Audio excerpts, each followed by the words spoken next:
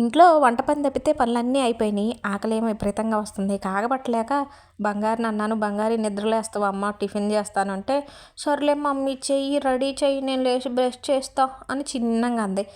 అమ్మయ్య ఎట్టయితే లెగుస్తుందిలే అనుకొని ఇక ఇడ్లీ పొయ్యి మీద వేసేసి చట్నీ కూడా పట్టేశాను. మీరు అనుకోవచ్చు, అక్క 9:30కే మరి ఇంత ఇదైపోతున్నవి ఏంటి అక్క అని.